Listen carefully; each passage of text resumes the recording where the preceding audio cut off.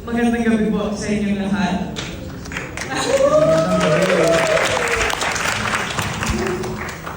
Magandang gabi po, Mr. President at Madam First Lady. Maraming pong salamat sa napakagandang pagtanggap sa akin at pagtanggap sa aking pamilya. I have to confess, I normally do not get very nervous when I have to talk. But today is the exception. I am pretty nervous, so thank you, Mr. President, for this special honor and for the warm welcome. I never in my wildest dreams would I have thought that I would be having dinner here at Malacanang, at the Malacanang Palace next to you, and be receiving such kind and genuine words. And I feel very seen. And hearing that come from you, I feel like all the hard work that I've done is seen. All the hours that aren't on TV are seen and validated and appreciated. So thank you so much.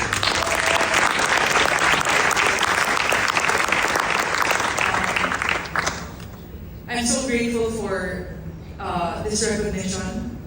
I'm so grateful to be in a room filled with such amazing people. It's so humbling to be in the presence of all of you. I'm so grateful that I'm able to share my triumphs, most especially my recent run at Wimbledon with the country. Sabi nga natin, tagumpay ito nating lahat. I cannot begin to describe how overjoyed I am to see how my progress has been received by the Filipino people. And it warms my heart because I know that it comes from a profound and shared love for our nation. With that being said, lubos kong ipinagmamalaki ang pagiging Pilipino.